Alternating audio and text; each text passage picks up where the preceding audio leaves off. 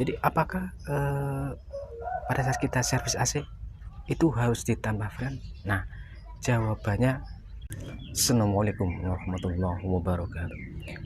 Halo teman-teman semuanya, gimana kabarnya? Mudah-mudahan teman-teman semuanya selalu diberikan kesehatan, kelancaran, dan kesuksesan selalu. Dan jumpa lagi dengan kursus AC gratis. Nah, pada kesempatan kali ini kita akan membahas tema ya, yaitu apakah pada saat kita memanggil teknisi AC atau pada saat kita servis AC, apakah harus mengisi freon ya, apakah harus mengisi freon. Nah, oke, sebelum kita lanjut ke tutorial selanjutnya, bagi teman-teman yang belum subscribe, silahkan klik tombol subscribe di bawah ini dan jangan lupa klik tombol loncengnya agar teman-teman tidak ketinggalan informasi terbaru dari video kita. Oke teman-teman, tanpa berlama-lama kita langsung saja membahasnya ya. Nah, tema kali ini langsung ya, apakah pada saat kita memanggil teknisi AC, apakah itu harus satu paket dengan tambah freon ya. Nah, jadi kita akan menjawabnya ya di sini. Nah, jadi sebelum kita menjawab pertanyaan ini ya, ini khusus untuk para teknisi AC ya, dimanapun berada, kita tidak ada niat ingin menjatuhkan, tapi ini adalah buat edukasi buat para teknisi ya, agar para teknisi itu mengutamakan kerja yang baik ya, kerja yang maksimal, dan yang paling penting adalah kejujuran ya. Jadi kita akan menjawabnya ya. Jadi apakah pada saat kita servis AC itu harus ditambah freon? Nah, jawabannya tidak ya. Sekali lagi, jawabannya adalah tidak. Kenapa? Karena pada saat kita cleaning AC ya, apalagi misalkan AC baru ya, baru setahun 2 tahun ya,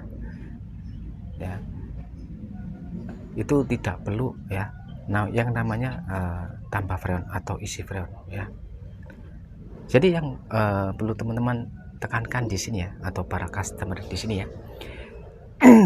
Jadi untuk AC ya, selama tidak ada kebocoran pada unit, misalkan di bagian evaporator, di bagian pipa AC ya, ataupun di bagian kran outdoor ya, itu rata-rata seperti itu ya teman-teman. Jadi pada saat Bapak dan Ibu sekalian ya memanggil teknisi AC ya, terus di situ para teknisi, misalkan teknisi itu apa ya, menanyakan pada Bapak Ibu sekalian, maaf Ibu, apakah mau ditambah freon sekalian? Jawabannya tidak perlu. Kenapa? Jikapun mau atau mau tambah atau isi freon ya, itu harus dicek dulu ya, harus dicek dulu apakah ada kebocoran ya. Jika di bagian evaporator, di bagian pipa, di bagian outdoor itu tidak bocor ya, itu tidak teman-teman para teknisi tidak perlu ya menambah freon ya, kecuali ada kebocoran di evap di pipa. Jika bocor di evap, sebaiknya langsung dicek bocoran ya, dilakukan pengelasan, vakum, dan isi freon ulang ya. Isi freon itu lebih baik seperti itu ya, untuk AC dengan menggunakan R32 maupun R410 ya. Jika freon sudah bocor ya dan hilang 50%, itu pada saat kita melakukan las ya, nanti freon sisanya itu harus dibuang ya. Kenapa? Karena jika freon ya, jika tidak dibuang itu kan pada saat bocor itu angin itu masuk melalui sela-sela yang bocor tadi ya, secara tidak langsung itu sirkulasi udara di luar disedot melalui pipa yang bocor itu masuk ke area dalam pipa. Jadi sebaiknya setelah dilakukan pengelasan ya, freonnya harus dibuang dan diisi dengan freon yang baru ya. Itu adalah kunci agar freonnya AC-nya awet ya. Itu satu.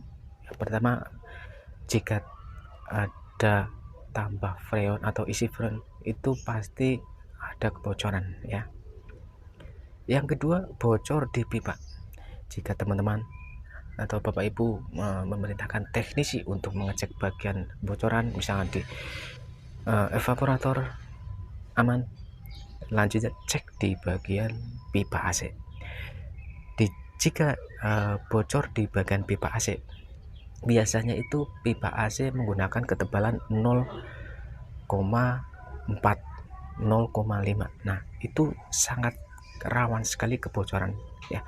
Karena untuk freon yang sekarang itu menggunakan R32 dan R410 itu tekanannya sangat tinggi dan sangat dingin ya. Jadi jika pipa Bapak Ibu sekalian itu menggunakan pipa dengan ketebalan 0,4 dan 0,5, jika terjadi kebocoran di pipa, sebaiknya diganti dengan menggunakan pipa AC yang dengan menggunakan minimal 0,6 mm ya. Lebih bagus lagi 0,8 mm. Dan jika di bagian pipa tidak bocor, nah teman-teman cek di bagian outdoor. Biasanya itu terjadi kebocoran pada jalur kran ya, kran outdoor. Di situ di bagian outdoor itu ada dua keran ya, dan keran kecil dan keran besar ya.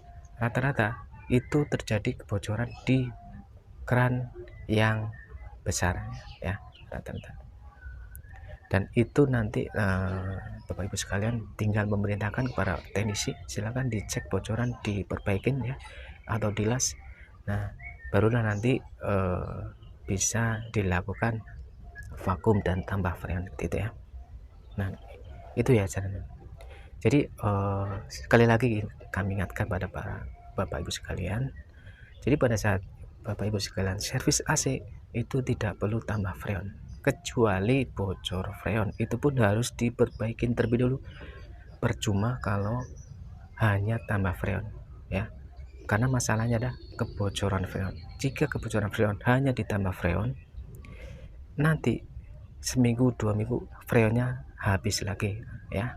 Jadi sebaiknya jika mau tambah freon dicek terlebih dahulu kebocorannya di mana ya, seperti yang sebelumnya kita bahas ya. Nah, oke, para Bapak Ibu sekalian, mudah-mudahan informasi ini bermanfaat ya. Silahkan di-share banyak-banyaknya dan jangan lupa klik tombol subscribe di bawah. Terima kasih. Kita akhir. Assalamualaikum warahmatullahi wabarakatuh.